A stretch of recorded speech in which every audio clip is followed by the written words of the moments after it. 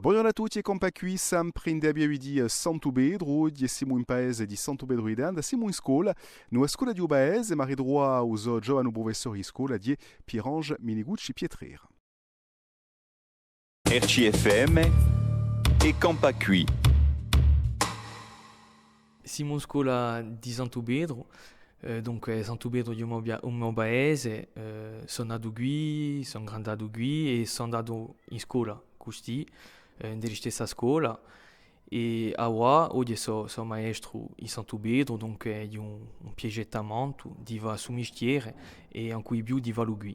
Allora, la scuola di una scoluccia, c'è due scuole, due classi, una scuola moderna CPC1 18 con ai rettrice, Michele Romanace, e io ho i CE2, CM1, CM2, donc c'è 31 scolari,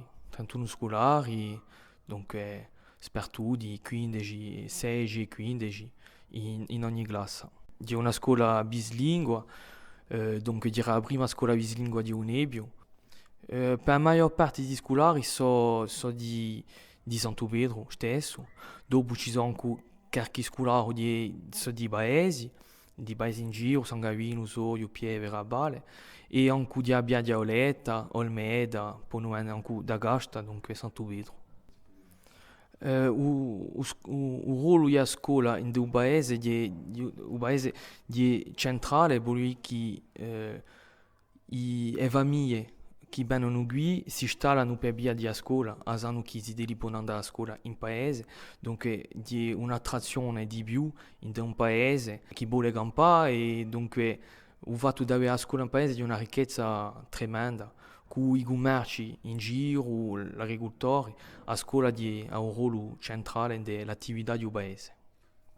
Allora, quest'anno abbiamo principiato un piccolo progetto, un bello progetto nel patrimonio di Unebio, abbiamo fatto il giro di Unebio con la scuola, abbiamo scoperto le particolarità di ogni paese, i personaggi, i vestimenti famosi di ogni paese, e la storia e la cultura, abbiamo fatto il giro di patrimonio di tutto Unebio, principiando per Santo Pedro e allargando a tutti gli altri paesi di Unebio. In linea con questo progetto qui, abbiamo fatto sortire non da terreno, veramente in ogni paese di Unebio, a bere gli artigiani e gente che fanno campare i paesi di Unebio e che fanno uso mestiere in uso paese, come gli agricoltori, gli artigiani, come ho detto. Dunque, esortite in scuola sarebbero queste, e dopo sortite anche uvora a bere la griade e sempre nello stesso scopo. Lontano il mio giardino, parui lontani va, mi ricordo il mio mulino, mon feggia che cantava, guardelo chi passava, si cantava ciacciarà. Ciacciarello la